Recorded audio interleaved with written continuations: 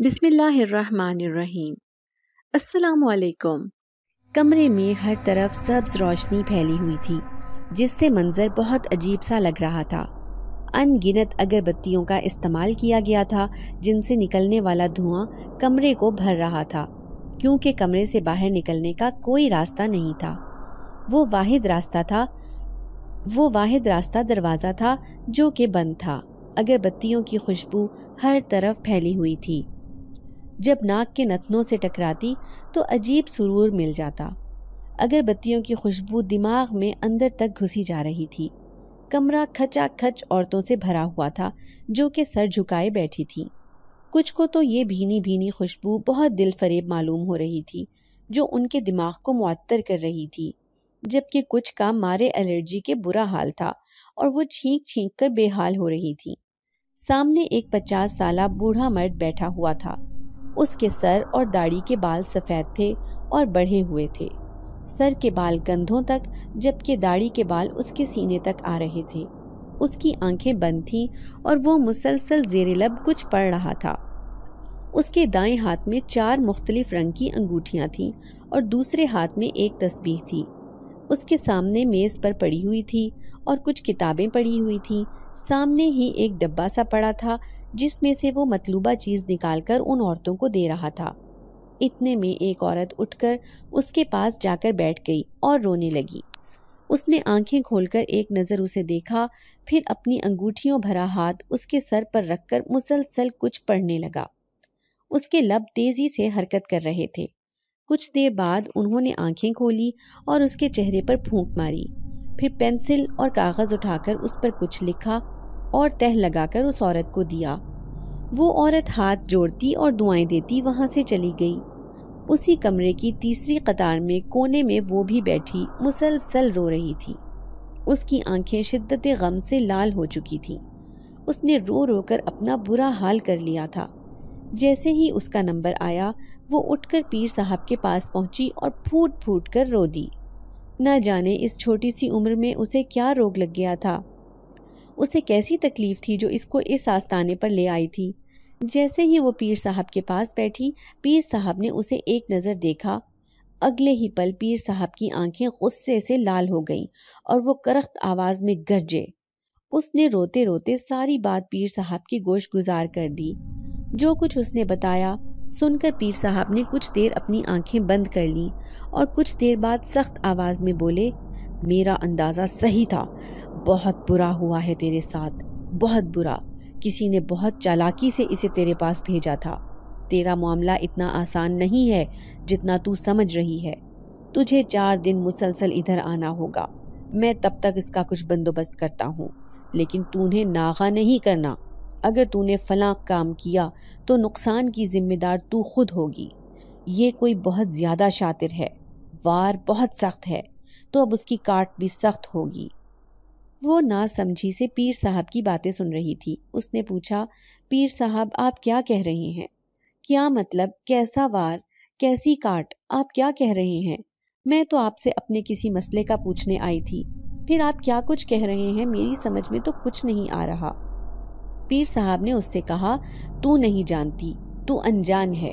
جو میں دیکھ رہا ہوں تجھے نظر نہیں آتا۔ تیری عقل پر پردہ پڑا ہوا ہے، لیکن تو فکر نہ کر، میں اس کا انجام بہت برا کروں گا۔ اس نے کہا، پیر صاحب مجھے کھل کر بتائیں۔ پیر صاحب نے جو کچھ بتایا اسے سن کر اس کے پیروں تلے سے زمین نکل گئی۔ یہ کیا ہو گیا تھا؟ اس نے تو ایسا کچھ سوچا ہی نہ تھا۔ اس کی زندگی اسے کس موڑ پر لے آئی تھی؟ اب وہ کس پر یقین کرتی، کس پر نہیں؟ کیونکہ یہ منظر سرگودا میں موجود ایک گھر کا ہے جسے خوبصورتی سے سجایا گیا ہے۔ برقی قمقمے جگمگ کر رہے تھے۔ ایسا معلوم ہو رہا تھا جیسے کسی کی شادی ہو۔ گھر میں خوب چہل پہل تھی۔ پورا گھر مہمانوں سے بھرا پڑا تھا۔ ڈھول کی تھاپ پر گیت گائے جا رہے تھے اور ایک طرف رقص کا سامان جاری تھا۔ ہر طرف خوشیاں ہی خوشیاں تھیں، لیکن وہ جس کی شادی تھی وہ خوش نہیں تھی۔ وہ کمرے میں سجی سنوری بیڈ کے آگے پڑے کاؤچ پر بیٹھی ہوئی تھی۔ اس کا چہرہ بے تاثر تھا۔ اس کی آنکھیں رو رو کر خشک ہو چکی تھیں۔ پتہ نہیں وہ کس چیز کا ماتم منا رہی تھی، حالانکہ آج کا دن تو ہر لڑکی کے لیے خوشی کا دن ہوتا ہے۔ اس کے نئے ارمان، نئے سپنے، نئے لوگ، نیا گھر، ان سب چیزوں کو لے کر وہ بہت سی نئی سوچوں میں کھوئی ہوئی ہوتی ہے، لیکن یہ سوچیں اتنی بری نہیں ہوتی کہ ان کا ماتم منایا جائے۔ اتنی دیر میں اس کی ماں اس کے کمرے میں آئی اور اسے اداس چہرہ لیے بیٹھے دیکھا تو پوچھا، کیا ہوا؟ تو اداس کیوں ہے؟ تیری تو شادی ہے نا آج کے دن، اداس نہیں ہوتے، چل جلدی سے اپنے چہرے پر مسکراہٹ لے کر آ۔ تو اس نے کہا، امی آپ کو پتا ہے میں یہ شادی نہیں کرنا چاہتی، آپ پھر بھی میرے ساتھ زبردستی کر رہی ہیں۔ ماں نے کہا، بیٹا تجھے بھی پتا ہے میری زندگی کا کوئی بھروسہ نہیں ہے، مرنے سے پہلے ہی میں چاہتی ہوں کہ تیری شادی ہو جائے، تو اپنے گھر میں خوش رہے، اس طرح میں بھی مطمئن رہوں گی اور تجھے محفوظ ہاتھوں میں سونپ کر سکون سے مر سکوں گی۔ مجھے تیری خوشیاں بہت عزیز ہیں، مجھے ہر حال میں یہ شادی کرنی ہوگی، اب تو اسے میری آخری خواہش سمجھ لے۔ ماں کی بات سن کر اس کی آنکھوں سے 2 موتی ٹوٹ کر گرے۔ اپنی ماں کی باتیں سن کر اس کو یقین نہیں آ رہا تھا کہ یہ وہی ماں ہے جو اس کی خوشی کے لیے بڑی سے بڑی بات بھی آسانی سے مان جاتی تھی، لیکن اب اس کی زندگی کا اتنا اہم اور اتنا بڑا فیصلہ اس کی مرضی کے بغیر کیا جا رہا تھا۔ وہ اس گھر میں شادی نہیں کرنا چاہتی تھی۔ ماں کے جانے کے بعد وہ دل ہی دل میں خود سے مخاطب ہوئی اور کہا، نہیں، میں ایسا نہیں کر سکتی، میں یہ شادی نہیں کر سکتی، مجھے اپنی ماں کو ساری سچائی بتانی ہوگی، میں کیسے وہاں شادی کر سکتی ہوں؟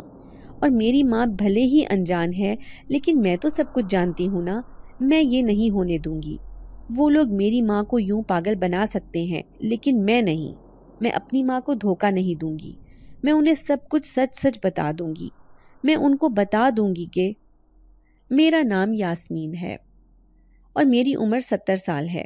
یہ کہانی اس وقت کی ہے جب میں 22 سال کی ایک نوجوان اور خوبصورت لڑکی تھی۔ خدا نے مجھے خوب حسن سے نوازا تھا، میرے نین نقش دیکھ کر کوئی بھی مجھ پر آسانی سے فدا ہو جاتا تھا، میں تھی ہی اتنی خوبصورت۔ میرے چہرے کی دلکشی دیکھ کر سارے محلے کے لڑکے میرے سحر میں جکڑے جاتے تھے، لیکن مجھے ان سب چیزوں سے کوئی فرق نہیں پڑتا تھا، میں اپنی ہی زندگی میں مگن رہنے والی ایک من موجی سی لڑکی تھی۔ میں بہت خوش اخلاق اور خوش مزاج تھی، بہت آزاد خیال بھی تھی، لیکن کبھی بھی میں نے اپنی حدوں کو پھلانگنے کی کوشش نہیں کی تھی۔ لاکھوں پروپوزلز کے بعد بھی میں نے کسی کو مثبت جواب نہیں دیا تھا، اس وجہ سے لوگ مجھے اکثر گھمنڈی کہتے تھے۔ وہ کہتے تھے مجھے اپنے حسن پر غرور ہے، لیکن میں کسی کی بات پر کبھی کان نہ دھرتی۔ میں اپنے والدین کی اکلوتی اولاد تھی، میرے ماں باپ مجھ سے بہت محبت کرتے تھے، انہوں نے مجھے بے حد لاڈ اور پیار سے پالا تھا، کبھی مجھے کسی چیز کی کمی محسوس نہیں ہونے دی تھی، انہوں نے میری پرورش بہترین طریقے سے کی تھی، اس لیے آزاد خیال ماحول میں رہنے کے باوجود میرے ذہن میں کبھی کوئی غلط خیال آیا ہی نہیں۔ میں کیسے ان کی تربیت پر کوئی حرف اٹھا سکتی تھی؟ میرے ماں باپ بہت نیک اور سچے تھے، وہ ہر کسی کی مدد کرتے تھے اور ہر کسی سے اچھے اخلاق سے پیش آتے تھے، اور یہی ساری صفات انہوں نے مجھ میں بھی ڈالی ہوئی تھی۔ میں اپنے والدین کے ساتھ ہنسی خوشی اور پرسکون زندگی گزار رہی تھی۔ میں نے BA کے بعد کالج جانا چھوڑ دیا تھا کیونکہ مجھے پڑھائی کا اتنا خاص شوق نہیں تھا، جتنا میں ضروری سمجھتی تھی اتنا میں نے پڑھ لیا۔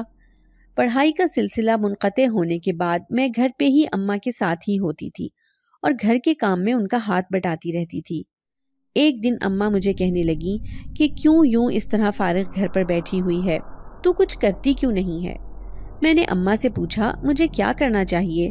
اماں نے کہا ٹیوب ویل کے ساتھ جو نادیہ کا گھر ہے نا، اس میں ایک استانی آئی ہے جو لڑکیوں کو سلائی کڑھائی کا کام سکھا رہی ہے، جا تو بھی جا کے کچھ سیکھ لے، کل کو اگلے گھر بھی جانا ہے، کچھ ہنر تیرے ہاتھ میں ہوگا تو وہاں سکھی رہے گی، سسرال میں تیری ناک اونچی ہوگی۔ میں ماں کی بات سن کر ہنس پڑی، ماؤں کو بھی اپنی بیٹیوں کی کتنی فکر ہوتی ہے۔ میں نے اماں سے کہا اماں وہ ویسے ہی چلی جاؤں گی، تم مجھے سسرال کی دھمکیاں تو نہ لگاؤ، نہیں تو میں ابا کو بتا دوں گی کہ ان کی بیگم ان کی بیٹی کو گھر بدر کرنے کی تیاری میں ہے۔ اماں نے میرے سر پر چپت لگائی اور کہا بیٹیاں پرائی ہی ہوتی ہیں، یہ گھر تیرا نہیں ہے، تیرا گھر وہی ہوگا جس میں تو بیاہ کر جائے گی، تو اس حساب سے میں تجھے گھر بدر نہیں کر رہی بلکہ میں تجھے تیرے گھر روانہ کرنا چاہتی ہوں۔ اب خیر سے تیری عمر بھی ہو گئی ہے، یہی صحیح وقت ہوتا ہے، اماں کی آنکھوں میں نمی سی آ گئی تھی۔ میں نے اماں کو گلے لگایا اور کہا، ٹھیک ہے اماں، آپ نادیہ خالہ کے گھر جا کر بات کرائیں، میں چلی جاؤں گی۔ میں نے وہاں جانے کی حامی بھر لی۔ ویسے بھی سارا دن گھر رہ رہ کر میں تنگ ہو گئی تھی۔ اگلے ہی دن اماں وہاں جا کر میری بات کر آئیں اور میں روزانہ وہاں جانے لگی۔ وہاں میری کالج کی سہیلیاں بھی آتی تھیں، سو میرا دل جلد ہی لگ جاتا۔ ہم صبح سے 10 بجے تک سلائی کا کام سیکھتے تھے۔ استانی بہت اچھی تھی، وہ بہت اچھے طریقے سے سب کو سلائی کا کام کروا رہی تھی۔ ان دنوں گرمیوں کے دن تھے، اس لیے ہم لوگ اندر کی گھٹن سے تنگ ہو کر ٹیوب ویل کے پاس ہی موجود درخت کے نیچے بیٹھ کر کام کرتی تھیں۔ وہیں پہ کرسیاں رکھی جاتی۔ استانی نے کچھ ہی دن میں سب کے لیے میز اور مشینیں بھی منگوا لیں۔ دن بھلے چنگے گزر رہے تھے۔ ہم لوگ کام کے ساتھ ساتھ خوب شغل میلہ بھی لگا کر رکھتے۔ استانی بھی ایک خوش مزاج 28 سالہ لڑکی ہی تھی۔ جس دن کام جلدی ختم ہو جاتا اس دن وہ بھی ہمارے ساتھ مل کر ہمارے ہلے گلے میں شریک ہو جاتی۔ صبح سے شام تک اس درخت کی گھنی چھاؤں تلے ٹھنڈی ٹھنڈی ہوا میں بیٹھے روح تک پرسکون ہو جاتی، ورنہ تو گھر میں پنکھے کی ہوا بھی عین دوپہر کے وقت شدید گرم ہو جاتی تھی، لیکن یہاں پورا دن ٹھنڈی ہوا چلتی رہتی، نہ دھوپ اس طرف لگتی نہ گرمی ہوتی۔ زندگی نہایت ہی خوشگوار گزر رہی تھی۔ ایک دن جب میں وہاں سے اٹھ کر اپنے کمرے میں آرام کر رہی تھی، اماں میرے کمرے میں آئیں اور مجھے کہا، ہاتھ منہ دھو کر باہر آؤ، تمہاری پھپھو آئی ہیں۔ پھپھو کا نام سن کر ہی میرا حلق تک کڑوا ہو گیا۔ دراصل یہ میری سوتیلی پھپھو تھی اور ایک نمبر کی پھپھے کٹنی۔ یہ جب بھی آتی تو ساتھ میں کوئی نہ کوئی ہنگامہ ضرور لاتی۔ بغیر تماشا کیے یہ واپس چلی جائیں ہو ہی نہیں سکتا تھا۔ خیر ان سے لاکھ مسئلہ سہی، لیکن ان کو سلام کرنے تو جانا ہی تھا۔ میں اٹھی اور واش روم میں جا کر ہاتھ منہ دھوئے اور دوپٹہ سر پر اچھی طرح سے جمائے باہر آ گئی۔ وہ لوگ ڈرائنگ روم میں بیٹھے ہوئے تھے۔ میں نے آگے بڑھ کر پھپھو کو سلام کیا اور اپنا سر ان کے آگے کیا۔ انہوں نے میرے سر پر ہاتھ رکھا اور میرے سلام کا جواب دیا۔ اس کے ساتھ ہی وہ طنز کرنا نہ بھولی، ارے لڑکی، یہ کون سا وقت ہے سونے کا؟ اس وقت تو لڑکیاں کچن میں رات کے کھانے کی تیاری کر رہی ہوتی ہیں۔ ویسے تمہاری ماں نے تمہیں بہت سر چڑھا لیا ہے، ورنہ ہمارے خاندان میں کہاں کوئی لڑکی یوں دن دہاڑے تک بستر پر پڑی رہتی ہے۔ ہمارے خاندان کی لڑکیاں تو صبح منہ نہار ہی بستر سے اٹھ جاتی ہیں، اور پھر جب تک گھر کے سارے افراد رات کو سو نہیں جاتے تب تک وہ بستر کے قریب بھی نہیں پھٹکتی۔ اور تمہیں ذرا شرم نہیں آتی؟ گھر میں مہمان آئے ہیں، ماں کچن میں کھڑی ہے اور تم سو رہی ہو۔ میں نے ایک گہری سانس لی اور مشکل سے اپنے لہجے کو نرم کرتے ہوئے پھپھو سے کہا، پھپھو جان، آپ تو جانتی ہیں کہ میں سلائی کا کام سیکھنے جاتی ہوں، ابھی آپ کے آگے آگے ہی واپس آئی ہوں۔ ویسے بھی یہ آرام کا وقت ہی ہوتا ہے۔ وہ تو آپ اس گرمی میں اتنی دھوپ میں چل کر یہاں آئی ہیں تو اماں آپ کا خیال کرتے ہوئے آپ کے لیے کچھ ٹھنڈا بنا رہی ہیں، ورنہ وہ بھی اس وقت آرام ہی کر رہی ہوتی ہیں۔ بہرحال آپ کی تشریف آوری سے میں لا علم تھی، مجھے نہیں پتا تھا کہ آپ آئی ہوئی ہیں، اس لیے میں بے حد معذرت خواہ ہوں کہ آپ کی خدمت میں حاضر ہونے سے مجھ سے دیری ہو گئی۔ اور اگر آپ کو مجھے کچن میں دیکھنے کا اتنا ہی شوق ہے تو میں ابھی کچن میں جا کر آپ کے لیے اپنے ہاتھوں سے کچھ اچھا سا بنا کر لاتی ہوں۔ میری پھپھو اتنے دن بعد آئی ہیں، تب تک میں امی کو آپ کے پاس بھیج رہی ہوں، آپ ان سے باتیں کیجئے اور بے فکر رہیں آپ، میں بھی صبح سویرے ہی جاگتی ہوں، آپ کے خاندان کی لڑکی ہوں آخر۔ میں نے تپے تپے انداز میں کچن میں داخل ہوئی تو امی مجھے دیکھ کر مسکرا دیں اور کہنے لگیں، ہو گیا میری بیٹی کا موڈ خراب؟ تو میں نے کہا، سنی ہے آپ نے پھپھو کی باتیں؟ پتہ نہیں ان کو مسئلہ کیا ہے، جب بھی آتی ہیں نکتہ چینی کرتی رہتی ہیں، یہ نہ کیا کرو، وہ نہ کیا کرو، ایسے بیٹھا کرو، ایسے نہ بیٹھا کرو، ایسے بولا کرو، ایسے نہ بولا کرو، اس وقت سویا کرو، اس وقت جاگا کرو، یہ پہنا کرو، یہ نہ پہنا کرو۔ وہ تھکتی نہیں ہے ہر وقت یہ سب لیکچر دے دے کر؟ امی نے کہا، بری بات، ایسے نہیں کہتے، وہ بڑی ہیں ہماری، اور تمہیں بھی میں نے کتنی دفعہ کہا ہے کہ ان کی باتوں پر دھیان نہ دیا کرو، بس ایک کان سے سن کر دوسرے سے نکال دیا کرو۔ میں نے امی کی بات سن کر اس بات میں سر ہلایا اور انہیں کہا کہ آپ جا کر ان کے پاس بیٹھیں، میں تب تک کچھ بنا کر لے آتی ہوں، اگر آپ نہ گئیں تو یہ نہ ہو کہ وہ ادھر ہی آ جائیں، اور پھر یہاں پر ہی ان کے لیکچر شروع ہو جائیں کہ یہ کیا کر رہی ہو، چمچہ ایسے کیوں پکڑا، ہمارے خاندان کی بیٹیوں نے آج تک ایسے چمچہ نہیں پکڑا، یہ تم چائے بنا رہی ہو، اس میں چینی پتی سے پہلے کیوں ڈال دی، پہلے اس کپ میں چائے کیوں ڈالی، اس میں ڈالنی تھی نا، یہ کرو وہ کرو۔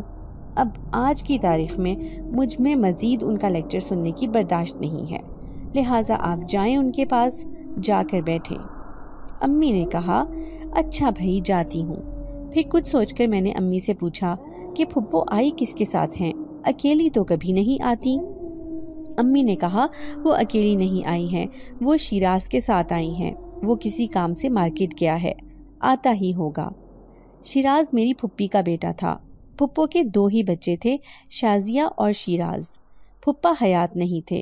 شیراز 35 سالہ مرد تھا جو انتہائی قسم کا گھٹیا انسان تھا۔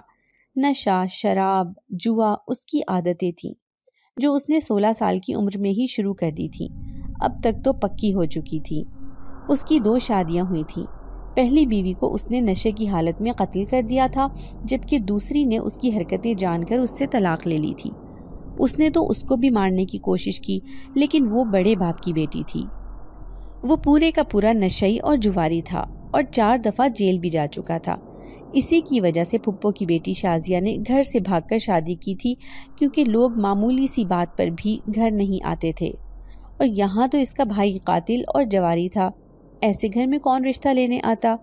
جس کا بھائی ایسا ہو، جیل جا کر بھی وہ نہیں سدھرا تھا۔ شازیہ جس لڑکے سے محبت کرتی تھی، اس کے ماں باپ ایک بار ان کے گھر آئے، لیکن پھر شیراز کی حرکتوں کی داستان سن کر وہ دوبارہ آئے ہی نہیں۔ تب شازیہ کے پاس بھاگنے کے علاوہ کوئی چارہ نہیں تھا۔ اس لڑکے کے والد پہلے تو خفا ہوئے، لیکن پھر بیٹے کی خوشی دیکھتے ہوئے مان گئے۔ ویسے بھی انہیں شازیہ سے کوئی مسئلہ نہیں تھا۔ شازیہ ایک خوش شکل، پڑھی لکھی اور حسین لڑکی تھی۔ وہ ایسے گھر سے رشتہ نہیں کرنا چاہتے تھے جہاں پر ایک قاتل رہتا ہو۔ انہوں نے شازیہ کی شادی اسد سے کروا تو دی، لیکن شرط یہ رکھی کہ اس کے بعد شازیہ اپنے میکے والوں سے کوئی بھی رابطہ نہیں رکھے گی۔ اگر اسے اسد سے شادی کرنی ہے تو اپنے گھر والوں سے ہر تعلق توڑنا ہوگا۔ وہ کچھ دیر شش و پنج میں پڑ گئی کہ کیا کرے اور کیا نہ کرے۔ بھائی کی تو اسے کوئی اتنی پرواہ نہیں تھی، وہ اس قابل ہی نہیں تھا کہ کوئی اس کی پرواہ کرے، لیکن اسے اپنی ماں کا خیال تھا۔ پھر اس نے کچھ سوچا اور اسد سے شادی کے لیے حامی بھر دی۔ اس نے سوچ لیا تھا کہ بھلے ہی وہ اس گھر میں نہیں جائے گی، لیکن اپنی ماں سے باہر کہیں نہ کہیں مل ہی لے گی۔ میں انہی سوچوں میں گم تھی جب کسی کے گلا کھنکھارنے پر چونک کر ہوش میں آئی۔ دیکھا تو شیراز میرے انتہائی قریب کھڑا گندی نظروں سے مجھے گھور رہا تھا۔ اس کی ایکس رے کرتی نظریں میرا خون سکھا رہی تھیں۔ میں نے غصے سے اسے کہا، شیراز بھائی آپ باہر جا کر بیٹھیں۔ تو اس نے انتہائی لوفرانہ انداز میں کہا، آپ کو چھوڑ کر کون کافر باہر جانا چاہتا ہے؟ ہم تو آئے ہی آپ کے دیدار کے لیے ہیں۔ وہ شکل سے ہی انتہائی چھچورا رہا تھا۔ میں نے غصے سے اسے گھورا اور اسے نظر انداز کرتی ٹرے اٹھا کر باہر نکل گئی۔ میں نے باہر آ کر پھپھو کے سامنے لوازمات رکھے تو انہوں نے ایک دم اٹھ کر میرا ماتھا چوم لیا۔ میں بڑی حیران ہوئی کہ انہیں کیا ہوا ہے۔ آج سے پہلے تو انہوں نے مجھ پر کبھی یہ مہربانی نہیں کی، لیکن شاید وہ آج مجھے شوق پر شوق دینے کے درپے تھیں۔ میری نظر پھپھو کے پاس صوفے پر پڑے مٹھائی کے ٹوکرے پر گئی۔ میں پرسوچ نظروں سے مسکرائی۔ نہ جانے اب کس کی قسمت پھوٹی تھی جو پھپھو کے نشئی بیٹے کے ساتھ بیاہی جانے والی تھی۔ جانے کیسے ماں باپ تھے جو اپنی بیٹی کی شادی ایک قاتل کے ساتھ کرنے پر راضی ہو گئے تھے۔ میں نہیں جانتی تھی کہ کچھ ہی دیر بعد سارا آسمان مجھ پر گرنے والا ہے۔ پھپھو مسکرا کر امی سے باتیں کر رہی تھی اور بار بار والہانہ نظروں سے میری طرف دیکھ رہی تھی۔ میں بار بار آنکھوں کے اشارے سے امی سے پوچھ رہی تھی۔ امی نے لا علمی سے سر ہلایا اور مجھے چپ رہنے کا کہا۔ پھپھو کھانے پینے سے فارغ ہوئی اور اٹھ کھڑی ہوئی۔ میں حیران تھی کہ آج بنا کوئی تماشا کیے جا رہی ہیں، لیکن میں نہیں جانتی تھی کہ پھپھو کے دماغ میں کیا چل رہا ہے۔ پھر میں نے سوچا کہ ہو سکتا ہے کہ پھپھو اپنے بیٹے کی شادی کی خوشی میں خوش ہو رہی ہیں، اس لیے تماشا کیے بغیر ہی جا رہی ہیں، لیکن یہ محض میری خام خیالی تھی۔ پھپھو جانے کے لیے کھڑی نہیں ہوئی تھی، بلکہ ہمارے سر پر تماشا کرنے کے لیے ہی کھڑی ہوئی تھی۔ انہوں نے ایک زبردست جپھی امی کو ڈالی اور بولی، مبارک ہو، تو اب میں بات پکی سمجھوں؟ امی حیرت اور ناسمجھی سے پھپھو کی طرف دیکھ رہی تھی۔ پھپھو یہ کیا کہہ رہی ہیں؟ کچھ دیر بعد امی کے ہوش و حواس بحال ہوئے تو انہوں نے پھپھو سے پوچھا کہ کس چیز کی مبارک، کون سی بات پکی سمجھوں؟ تو پھپھو ڈھٹائی سے مسکرائی اور بولی، لو بھلا، میں اتنی دیر سے تم سے کیا باتیں کر رہی تھی؟ ارے مجھے شیراز کے لیے اپنی یاسمین کا رشتہ چاہیے، میری تو برسوں سے خواہش تھی، اور شیراز بھی یاسمین کو بہت پسند کرتا ہے۔ پتہ نہیں وہ دونوں کل موہیاں کہاں سے بیچ میں آ گئی تھیں اور میرے بیٹے کی زندگی برباد کر کے چلی گئی، لیکن اب میں دیر نہیں کروں گی، اب میں اپنی بھتیجی کو اپنے گھر لے کر ہی جاؤں گی۔ ویسے بھی میری شازیہ کے چلے جانے کے بعد میرا گھر بہت سونا سونا ہو گیا ہے، اب پھر سے میرے گھر میں رونق آ جائے گی۔ میں اور امی حیرت سے انہیں دیکھ رہی تھی۔ انہوں نے سوچ بھی کیسے لیا تھا کہ میں ان کے بیٹے سے شادی کروں گی؟ میرا سارا ضبط ہوا ہو گیا تھا۔ اس سے پہلے کہ میں پھپھو کو کوئی کرارا جواب دیتی، امی بول پڑی، باجی آپ نے یہ سوچ بھی کیسے لیا کہ میں اپنی پھول جیسی بیٹی کی شادی آپ کے نشئی اور قاتل بیٹے سے کروں گی؟ شیراز کی جو حرکتیں ہیں وہ سب کے سامنے ہیں، اور آپ بھی سب کچھ جانتی ہیں۔ اس کے باوجود بھی آپ میری بیٹی کے رشتے کے لیے آئیں، حالانکہ سب جانتے ہیں کہ شیراز کیا کیا کرتا ہے، اس کو تو نشے میں اپنا ہوش بھی نہیں رہتا۔ پہلے بھی تو اس کی شادیاں کروائی تھیں آپ نے، لیکن کیا ہوا؟ اس نے ان دونوں بچیوں کی زندگی برباد کر دی۔ میں نے اس سے پہلے اماں کو اتنے غصے میں نہیں دیکھا تھا، وہ غصے سے ہانپنا شروع ہو گئی تھی۔ پھپھو نے انتہائی ناگواری سے اماں کی طرف دیکھا، شاید انہیں امی کی باتیں پسند نہیں آئی تھیں جو امی نے ان کے بیٹے کی شان میں کہی تھی۔ پھر خود ضبط کرتے ہوئے بولی، چھوڑو بھی، پرانی باتیں بھول جاؤ، گھر کی بات ہے گھر میں ہی رہ جائے گی۔ تم تو جانتی ہی ہو ہم دونوں ایک دوسرے کو جانتے ہیں، ایک دوسرے کا پردہ نہیں رکھیں گے تو کون رکھے گا؟ تمہاری بیٹی میرے گھر میں بہت خوش رہے گی، میں اسے کوئی تکلیف نہیں ہونے دوں گی۔ پھر شیراز بھی تمہاری بیٹی سے بہت محبت کرتا ہے، ہم تمہاری بیٹی کو پھولوں کی طرح رکھیں گے۔ امی کا میٹر ایک بار پھر سے گھوم گیا۔ امی نے کہا، آپ کے اس بیٹے کو پتہ بھی ہے کہ محبت ہوتی کیا ہے؟ مجھے کوئی پاگل سمجھا ہے کہ میں اپنی بیٹی اس کے نام کر دوں گی؟ معذرت کے ساتھ، لیکن آنکھوں دیکھی مکھی نگلی نہیں جاتی۔ یہاں تو میری بیٹی کی پوری زندگی کا معاملہ ہے، میں کیسے آنکھیں بند کر لوں؟ آپ مہربانی کریے گا، پھر دوبارہ ایسی کوئی بھی بات اپنی ذہن میں مت لائیے گا، اور اپنے اس بیٹے کو بھی سمجھا دیں۔ امی نے شیراز کی طرف اشارہ کرتے ہوئے کہا، جو کہ آ کر پھپھو کے ساتھ کھڑا ہو چکا تھا۔ اس کے بعد اگر آپ دوبارہ ایسی نیت یا مطالبہ لے کر ہمارے گھر آئیں تو میں نے اس بار تو لحاظ کر لیا ہے، لیکن آئندہ میں آپ کا کوئی لحاظ نہیں کروں گی۔ آپ میرے شوہر کی بہن ہیں، اس کی وجہ سے آپ کی عزت مجھ پر فرض ہے، اسی لیے میں آرام سے سمجھا رہی ہوں آپ کو۔ آپ کی جگہ کوئی اور ہوتا تو اس کو اچھی طرح بتا چکی ہوتی کہ اس نے یہاں آ کر کتنی بڑی غلطی کی ہے۔ اب اس سے پہلے کہ میں آپ کی شان میں کوئی اور گستاخی کروں، اپنے اس بیٹے کو لیں اور یہاں سے چلی جائیں، مہربانی ہوگی آپ کی۔ یہ کہہ کر امی مجھے لے کر وہاں سے کمرے کی طرف چلی گئیں۔ میرا بس نہیں چل رہا تھا کہ کسی طرح پھپھو کے اس بیٹے کا منہ توڑ دوں۔ خیر امی نے انہیں اچھا جواب دیا تھا۔ مجھے امید تھی کہ اب وہ واپس کبھی نہیں آئیں گی، لیکن اس بات کا بدلہ وہ جس طرح سے لینے والی تھی یہ ہم نے کبھی سوچا بھی نہیں تھا۔ ان کی وجہ سے میری زندگی میں وہ طوفان آیا کہ اللہ کی پناہ۔ خیر جب ابا واپس آئے تو اماں نے ان کی بہن کی ساری کہانی کہہ سنائی، جسے سن کر ابا کو بہت افسوس ہوا۔ ابا نے کہا کہ باجی کو ایسے نہیں کرنا چاہیے تھا، میں خود ان سے بات کرتا ہوں۔ ابا نے پھپھو کو کال کی تو پھپھو نے دکھڑے رونا شروع کر دیے اور میری اور اماں کی بڑھا چڑھا کر شکایت لگائی۔ ابا نے کہا کہ باجی آپ نے بھی بات ہی ایسی کی تھی، اور کیا کرتی وہ، آپ خود سوچیں ان دونوں کا کوئی جوڑ ہے بھی۔ خیر پھپھو ناراضگی سے کال کاٹ گئی اور ابا نے نفی میں سر ہلایا اور اماں سے بولا کہ تم پریشان مت ہو، سب ٹھیک ہو جائے گا، باجی سمجھ جائیں گی خود ہی، بس وہ ذرا شازیہ کی وجہ سے پریشان ہے اس لیے۔ ہم نے کھانا کھایا اور سو گئے۔ تھوڑی ہی دنوں میں ہم یہ بھول چکے تھے۔ ہم نے یہی سمجھا تھا کہ شاید پھپھو بھی یہ بات بھول چکی ہے، لیکن انہوں نے تو یہ بات دل سے ہی لگا لی تھی۔ وہ کسی بھی طرح ہم سے بدلہ لینا چاہتی تھی اور اپنے منصوبے بنا رہی تھی۔ جانے اب اس منصوبے میں وہ کس طرح کامیاب ہوتی۔ ابا اور اماں گھر جا کر بھی ان کو سمجھا کر آئے تھے۔ پھپھو کی طرف سے اب بالکل خاموشی تھی اور ان کی یہی خاموشی مجھے کھٹک رہی تھی۔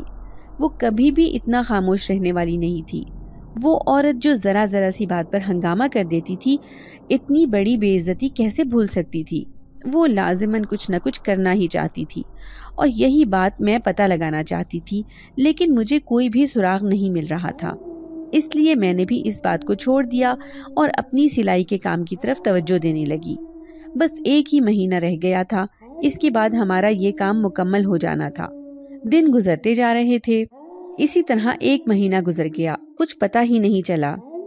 آج ہمارا وہاں آخری دن تھا اور ہم سب نے پارٹی پلان کی ہوئی تھی جو ہم نے اپنی استانی کو دینی تھی۔ میں صبح اٹھی اور اپنی پوری الماری کھنگال ڈالی کہ آخر کیا پہن کر جاؤں۔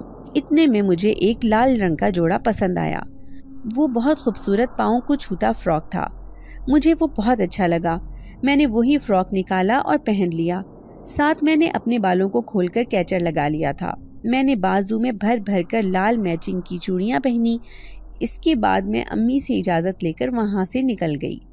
ہم نے وہاں پہنچ کر بہت سی تیاریاں کی۔ ہماری استانی بہت سرپرائز ہو گئی تھی۔ انہیں نہیں پتا تھا کہ ہم نے ان کے لیے کوئی سرپرائز پلان کیا ہے۔ خیر، ہم نے 2 گھنٹے خوب ہلا گلا کیا، خوب غل مچایا اور تھک کر درخت کے نیچے ہی بیٹھ گئے۔ میں نے درخت کے ساتھ ٹیک لگائی ہی تھی، میرے سر سے دوپٹہ اتر چکا تھا اور بال ہوا سے اڑ اڑ کر بکھر رہے تھے۔ ابھی مجھے بیٹھے تھوڑی ہی دیر ہوئی تھی جب مجھے زوردار دھکا لگا۔ میں نے ادھر ادھر دیکھا، مجھے کوئی نظر نہیں آیا۔ پھر مجھے ایسے لگا جیسے میرے جسم میں ایک تیز ہوا سرایت کر گئی ہے۔ میں نے ایک گہرا سانس بھرا اور پرسکون ہو گئی، لیکن میں نہیں جانتی تھی کہ میں انجانے میں ہی کتنی بڑی غلطی کر چکی ہوں۔ میرا جسم ایک دم بھاری ہونے لگا، مجھ پر نیند طاری ہو رہی تھی۔ میں نے بمشکل ان سے اجازت لی اور اپنے گھر آ گئی۔ میری صحت اب دن بدن خراب ہوتی جا رہی تھی۔ جانے کیا وجہ تھی، میری آنکھوں کے نیچے حلقے پڑ گئے تھے۔ میں ہر وقت خوفزدہ رہنے لگی تھی۔ مجھے ایسے لگنے لگا تھا جیسے کوئی مجھے ہر وقت مسلسل گھور رہا ہے۔ میں سانس لیتی تو مجھے ڈر محسوس ہوتا، جیسے کوئی میری سانسوں میں سانس لے رہا ہو۔ میرا مزاج بہت چڑچڑا ہو گیا تھا۔ میں کہیں سے بھی پہلے والی یاسمین نہیں رہی تھی، ہر وقت چڑچڑی رہتی اور غصے میں رہنے لگی تھی۔ مجھے کچھ سمجھ نہیں آ رہی تھی کہ میرے ساتھ آخر ہو کیا رہا ہے۔ ابو اور امی بھی میری وجہ سے بہت پریشان تھے۔ میری حالت بہت خراب تھی۔ میں بیٹھے بیٹھے بے ہوش ہو جاتی تھی۔ کبھی کبھی تو میرا جسم بالکل ٹھنڈا ہو جاتا جیسے برف ہو، اور کبھی کبھی اتنا آگ اگلنے لگتا جیسے کسی نے مجھے آگ کی بھٹی میں ڈال دیا ہو۔ مجھے نہیں پتا تھا کہ میرے ساتھ کیوں ہو رہا ہے اور یہ کیا ہو رہا ہے۔ ابا مجھے بہت سے ڈاکٹروں کے پاس لے کر گئے، لیکن وہاں جا کر میں بالکل ٹھیک ہو جاتی جیسے مجھے کچھ ہوا ہی نہ ہو۔ ڈاکٹر میری کسی بھی بیماری کو پکڑ نہیں پا رہے تھے۔ اسی طرح ایک دن ہم بیٹھے ہوئے تھے۔ آج میری طبیعت پہلے سے کچھ بہتر تھی۔ جب دروازے پر دستک ہوئی، ابا دروازے پر دیکھنے گئے۔ واپس آئے تو ان کے ساتھ ایک عورت اور ایک لڑکا تھا۔ یہ دونوں چہرے ہمارے لیے بالکل نئے تھے۔ ابا مہمانوں کو لے کر ڈرائنگ روم کی طرف بڑھ گئے اور جاتے جاتے اماں کو بھی اشارہ کیا۔ اماں فوراً سے اٹھ کر ان کے پیچھے گئیں۔ کچھ دیر بعد اماں باہر آئیں اور انہوں نے مجھے چائے لانے کا کہا۔ میں نے چائے بنائی اور 7 لوازمات تیار کیے، ان کو ٹرالی میں سجا کر کمرے تک لائی۔ میں نے ان کو سلام کیا تو انہوں نے میرے سلام کا جواب دیا۔ اس عورت نے مجھے اپنے پاس آ کر بیٹھنے کا اشارہ کیا۔ میں نے ناسمجھی سے ماں کی طرف دیکھا۔ اماں نے مجھے سر ہلا کر اجازت دے دی اور میں جا کر اس عورت کے پاس بیٹھ گئی۔ لڑکا بیٹھا مسلسل نیچے بچھے کارپیٹ کو گھور رہا تھا، جبکہ وہ عورت مجھے والہانہ نظروں سے نہار رہی تھی۔ پھر اس نے بات شروع کی اور کہا، دراصل میں اپنے بیٹے کی شادی کرنا چاہتی ہوں۔ مجھے ایک اچھی پڑھی لکھی اور خوبصورت سی لڑکی کی تلاش تھی، تو مجھے ایک رشتے والی نے آپ کے گھر کا بتایا۔ ماشاءاللہ سے آپ کی بیٹی بہت خوبصورت ہے اور نہایت سلیقہ مند ہے۔ مجھے آپ کی بیٹی بہت پسند آئی ہے۔ میرا بیٹا آپ کے سامنے ہے، آپ نے جو تحقیقات کرنی ہے آپ کر سکتے ہیں اور کروا بھی سکتے ہیں۔ ہم ادھر محلے میں نئے آئے ہیں، یہاں ہمیں کوئی نہیں جانتا، لیکن ہم آپ کو پچھلے محلے کا بھی بتا سکتے ہیں۔ ابا کو وہ فیملی بہت اچھی لگی۔ ساس اور ایک یہی بیٹا تھا اور آگے پیچھے کوئی نہ تھا، اور یہ لڑکا بھی نہایت سلجھا ہوا اور شریف لگ رہا تھا۔ تو انہوں نے کہا کہ ہمیں تھوڑا وقت چاہیے، آپ اپنے گھر کا ایڈریس لکھوا جائیں، ہم اتوار والے دن اپنے جواب کے ساتھ تشریف لائیں گے۔ اس کے بعد انہوں نے کچھ دیر اور باتیں کی اور پھر گھر چلے گئے۔ ان کے جانے کے بعد اماں ابا نے مجھ سے پوچھا تو میں نے کہا جیسے آپ کی مرضی۔ خیر، اتوار والے دن ابا اور امی ان کے گھر گئے اور ان کو مثبت جواب دے آئے۔ اس کے 10 دن بعد ہی میری شادی کی تاریخ رکھ دی گئی۔ اللہ اللہ کر کے شادی کا دن بھی آن پہنچا تھا۔ ابا اور اماں دونوں نے پھپھو کو بہت منایا، لیکن وہ شادی پر آنے کو راضی نہیں ہوئی، تو پھر ابا نے بھی ان کو ان کے حال پر چھوڑ دیا۔ خیر، میری شادی ہو گئی اور میں رخصت ہو کر اپنے نئے گھر میں آ گئی۔ میرا شوہر اور میری ساس دونوں بہت اچھے تھے۔ ساس شادی کے بعد صرف 1 ہفتہ ہمارے ساتھ رہیں اور اس کے بعد کہیں چلی گئیں۔ میں نے اپنے شوہر سے اس بارے میں پوچھا تو انہوں نے بتایا کہ وہ میری خالہ کے پاس گئی ہیں، ان کی طبیعت بہت خراب ہے، اسی وجہ سے ان کے گھر پر ہیں۔ میں بہت حیران ہوئی، کبھی پہلے تو انہوں نے کسی خالہ کا نہیں بتایا تھا۔ پھر میں نے سوچا کہ شاید آنن فانن میں ہوئی ہے، اس لیے نہیں بتا سکی۔ سب کچھ بہت اچھا گزر رہا تھا جب میری زندگی میں ایک طوفان آیا۔ پہل تو مجھے اس بات پر یقین نہ آیا، لیکن آہستہ آہستہ میں نے اپنے شوہر پر نظر رکھنی شروع کر دی۔ میرے شوہر کی حرکتیں بہت عجیب سی تھیں۔ جب وہ مجھے دیکھتا تو میں حیران رہ جاتی۔ اس کی آنکھوں میں کچھ تو تھا۔ میں نے سوچ لیا تھا کہ سچ جان کر رہوں گی۔ ایک دن اسی طرح تجسس کے ہاتھوں مجبور ہو کر جب میرا شوہر کام پر جا رہا تھا تو میں بھی اس کے پیچھے چلی گئی۔ آگے جا کر جو میں نے دیکھا اس سے میرے پاؤں تلے سے زمین ہی نکل گئی۔ میری تو دنیا ہی اجڑ گئی۔ میں نے فوراً اماں کو اس سارے معاملے کے بارے میں بتایا تو اماں مجھے ایک پیر صاحب کے پاس لے گئیں۔ پیر صاحب نے جو کچھ مجھے بتایا سن کر میرے ہوش ہی اڑ گئے۔ انہوں نے مجھے 1 ہفتہ مسلسل آنے کا کہا۔ میں ان کے پاس آتی رہی، پھر انہوں نے اس چیز کا حل ڈھونڈ لیا تھا، لیکن میری مصیبتیں ابھی ختم نہیں ہوئی تھیں۔ میری طبیعت کچھ خراب رہنے لگی۔ اماں مجھے ڈاکٹر کے پاس لے کر گئیں تو جو ڈاکٹر نے کہا سن کر میں صدمے سے گنگ رہ گئی، کیونکہ میری بیٹی کی بارات تھی۔ میری بیٹی یہ شادی نہیں کرنا چاہتی تھی، پر میں زبردستی اس کی شادی کروا رہی تھی۔ اس نے مجھے بہت کہا کہ میں شادی نہیں کروں گی، لیکن میں نے اس کی ایک نہ سنی اور اس کو شادی کے لیے منا لیا، کیونکہ وہ میری اکلوتی اولاد تھی اور اس کے پیدا ہونے کے پیچھے ایک بڑا راز تھا۔ خیر، نکاح ہونے میں صرف 1 گھنٹہ ہی بچا تھا۔ میری بیٹی دلہن بنی بیٹھی تھی، لیکن اس کے چہرے پر بہت اداسی تھی۔ میں نے اس کو سمجھایا، لیکن جانے کیوں وہ اپنی ہی بات پر اڑی ہوئی تھی کہ اسے یہ شادی نہیں کرنی۔ میں نے اسے پیار سے بہت سمجھا لیا تھا، وہ نہیں سمجھی۔ اب میرے پاس ایک ہی چارہ تھا۔ میں نے اسے اب کی بار سختی سے ڈانٹا اور کہا کہ اسے یہ شادی کرنی ہی ہے، اب چاہے وہ خوشی سے کرے چاہے ناراضگی سے۔ میری بیٹی سہم گئی۔ میں نے شکر ادا کیا کہ چلو وہ کسی طرح تو مان گئی ہے۔ میں اس کو سمجھا کر کمرے سے باہر آ گئی۔ تقریباً 10 منٹ بعد میں اور رشتے والی اسے باہر لانے کے لیے گئے تو خالی کمرہ میرا منہ چڑھا رہا تھا۔ میرے سر پر تو قیامت ٹوٹ پڑی۔ میں نے اپنی بیٹی کو بہت سمجھایا تھا، لیکن عین نکاح کے وقت میری بیٹی بھاگ گئی۔ اب میں بہت زیادہ پریشان تھی، کیونکہ جس سے بیٹی کا نکاح ہونا تھا وہ لوگ بہت سخت تھے۔ میں ہاری ہوئی کمرے میں بیٹھی ہوئی تھی جب رشتے والی میرے کمرے میں آئی۔ اس کے ماتھے پر چمکنے والا پسینہ اس کے خوف میں ہونے کی گواہی دے رہا تھا۔ میں نے اس سے پوچھا کہ اب کیا ہوگا، تو اس نے کہا اللہ ہی جانے، وہ لوگ بہت سخت ہیں، ایسے ہی بارات واپس لے کر نہیں جائیں گے۔ اتنے میں دروازے پر دستک ہوئی۔ میری بیٹی کی ساس تھی۔ رشتے والے نے ڈر کے مارے مجھے بیٹی کا گھونگھٹ اڑایا اور مجھے لے کر باہر آ گئی۔ میری بیٹی کی جگہ میرا ہی نکاح ہو چکا تھا۔ کچھ دیر بعد مجھے رخصت کر دیا گیا۔ میں دلہن بنی اس کے کمرے میں بیٹھی تھی جب ڈر کے مارے گھونگھٹ اتارا تاکہ سب کو سچائی بتا دوں، لیکن جب اچانک میری نظر سامنے لگے شیشے پر پڑی تو میرے پیروں تلے سے زمین نکل گئی۔ میں بے یقینی سے شیشے میں خود کو دیکھنے لگی۔ میں 70 سال کی ہو کر بھی 7 سال کی لگ رہی تھی۔ میں بار بار اپنے جھریوں زدہ چہرے پر ہاتھ پھیر رہی تھی جب اچانک میری ساس کمرے میں آئی۔ میں چہرہ چھپانے لگی، لیکن میری ساس سختی سے بولی، رات 11 بجے کے بعد تم اپنا چہرہ کسی کو نہیں دکھاؤ گی۔ مجھے بڑی حیرت ہوئی کہ یہ کیا کہہ رہی ہیں، کیا یہ جانتی ہیں کہ میں کون ہوں؟ میں نے نظر اٹھا کر ساس کے چہرے کی طرف دیکھا تو وہ جوان جہان تھی، اس کے چہرے پر ایک بھی جھری نہ تھی۔ میں نے ڈر کے مارے سر اسبات میں ہلایا۔ میرے شوہر سے سامنا نہیں ہوا تھا، جانے اسے پتہ چلے گا تو کیا ہوگا۔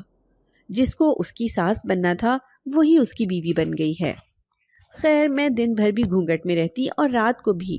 مجھے یہ سب بہت عجیب لگ رہا تھا۔ میری ساس اور سسر بہت غصے والے تھے، ملازمین کا رویہ بھی غیر معمولی تھا۔ میں پورا دن گھونگھٹ میں رہ رہ کر تھک گئی تھی۔ میں زیادہ تر گھر میں گھومتی رہتی۔ سارے ملازمین مجھ سے کچھ عجیب سا لہجہ اختیار کیے رکھتے، میری کسی بھی بات کا کوئی جواب نہ دیتے تھے۔ شاید ان میں سے کسی کو بھی مجھ سے بات کرنے کی اجازت نہ تھی۔ میں بڑی حیران ہوتی کہ آخر یہ کیسا گھر ہے، کیسا گھرانہ ہے۔ میں نے ایک بات محسوس کی تھی کہ ایک دبلی پتلی سی ملازمہ ہمیشہ مجھ سے بات کرنے کی کوشش کرتی تھی۔ اس گھر میں سوائے میری ساس کے ساری ہی عورتوں کے چہروں پر لمبے لمبے گھونگھٹ پڑے ہوئے تھے۔ وہ ملازمہ ہر وقت موقع ڈھونڈتی رہتی کہ کسی طرح مجھ سے بات کر سکے، لیکن ہر وقت کوئی نہ کوئی ہمارے ارد گرد موجود ہوتا۔ ایک دن میں اسی طرح اس کے پاس سے گزر کر جا رہی تھی جب اس نے میرے ہاتھ میں ایک کاغذ رکھا اور فوراً آگے بڑھ گئی۔ میں نے حیرانگی سے اس کی پشت کو دیکھا اور ساتھ ہی اپنے ہاتھ میں موجود کاغذ کو۔ جانے اس کاغذ پر اس نے مجھے کیا لکھ کر دیا تھا۔ میں وہ کاغذ لے کر اپنے کمرے میں آ گئی۔ میں کاغذ کو کھول کر پڑھنا چاہتی تھی، نہ جانے وہ مجھ سے کیا کہنا چاہتی ہے۔ میں کاغذ کھول کر پڑھنے لگی۔ ابھی میں نے پہلی ہی سطر پڑھی تھی۔ امی، یہ سب آپ سے جھوٹ بول رہے ہیں۔ میں ایک دم کسی نے میرے ہاتھ سے وہ کاغذ اچک لیا۔ میں نے دیکھا سامنے میری ساس کھڑی تھی۔ اس نے فوراً ہی اس کاغذ کو ٹکڑے ٹکڑے کر دیا۔ میں نے اپنی ساس کو کہا، یہ کیا بات ہے؟ میں نے اس کاغذ پر لکھی تحریر کو پڑھنا تھا۔ میری ساس نے کہا، وہ ملازمہ پاگل ہے، تم اس کی باتوں پر دھیان نہ دو۔ مجھے بڑی حیرت ہوئی، یہ کیا بات ہوئی؟ میں نے حیرانگی سے اسے دیکھا، پھر چپ کر گئی۔ میں کر بھی کیا سکتی تھی؟ مجھے تو خود اپنی جان کے لالے پڑے ہوئے تھے۔ کسی دن میری اصلیت سب کے سامنے آ جاتی تو یہ لوگ میرا کیا حال کریں گے، یہ سوچ کر میری روح کانپ جاتی تھی۔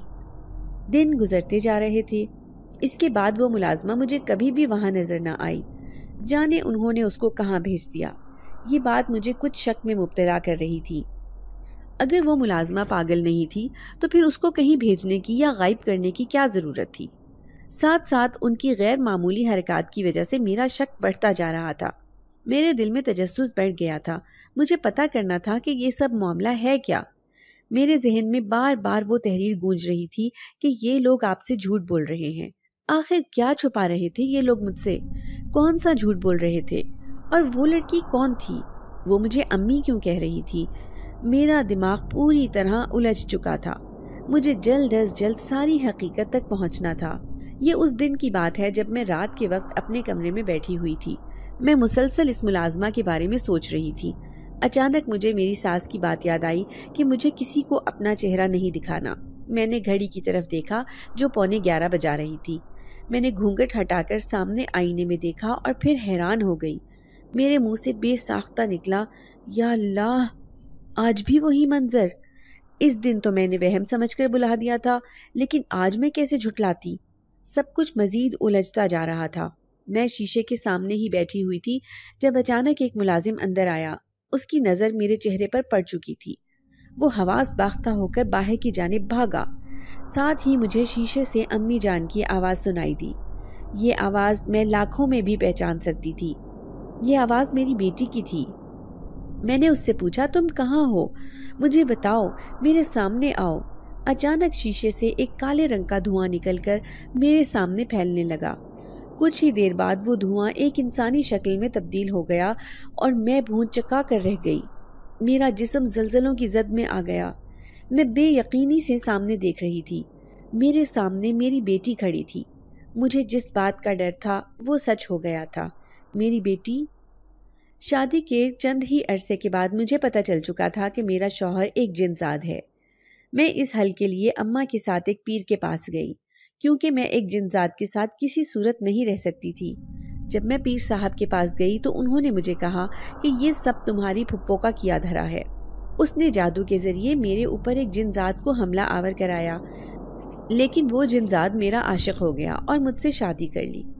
خیر پیر صاحب نے ایک عمل کیا جس کی وجہ سے وہ واپس اپنی دنیا میں چلا گیا۔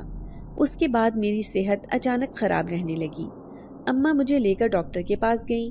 وہاں یہ پتہ چلا کہ میں ماں بننے والی ہوں اور مجھ پر پہاڑ بن کر ٹوٹ پڑی یہ خبر۔ اماں نے مجھے دوائی لے کر دی اور اس کے بعد وہ مجھے اپنی دوست کے گھر لے گئیں۔ میں بچہ پیدا ہونے تک وہیں رہی۔ 9 ماہ بعد میں نے ایک خوبصورت اور صحت مند بیٹی کو جنم دیا۔ مجھے ڈر تھا کہ کہیں وہ جنزادی نہ ہو۔ میں اس پر مکمل نظر رکھتی، لیکن میں نے اس میں ایسی کوئی بات نہ دیکھی تھی جس سے یہ پتہ چلے کہ وہ ایک جنزادی ہے۔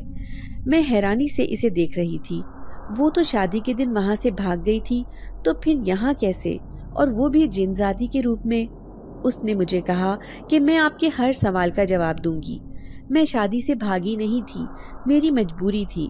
میرے پاس اس کے علاوہ کوئی چارہ بھی نہیں تھا۔ یہ سب آپ کی ساس یعنی میری دادی کی پلاننگ تھی۔ انہوں نے ہی یہ سب کچھ کیا ہے، کیونکہ انہیں میرے بابا اور آپ کے شوہر نے دھمکی دی تھی کہ آپ ایک انسانی عورت ہیں، اس لیے آپ کے چہرے سے آپ کی عمر کا پتہ چل جاتا۔ آپ اگر 2 مہینے یہاں رہ لیتی تو جادوئی آئینے کی مدد سے آپ کا چہرہ پہلے جیسا ہو جانا تھا۔ مجھے اس بات کا علم نہیں تھا، اس لیے میں بار بار آپ کو بتانے کی کوشش کر رہی تھی، لیکن اس دن دادی نے مجھے سمجھایا کہ آج آپ کو 2 مہینے ہو چکے ہیں۔ میں یہ حقیقت سن کر گنگ رہ گئی تھی۔ اتنے میں دروازہ کھلا اور میرا شوہر اور میری ساس کمرے میں داخل ہوئے۔ انہوں نے مجھ سے معافی مانگی۔ وہ مجھ سے بہت شرمندہ تھے۔ میرا چہرہ بالکل نوجوانوں جیسا ہو گیا تھا۔ میرا بڑھاپا ایسے اڑا تھا جیسے کبھی آیا ہی نہ ہو۔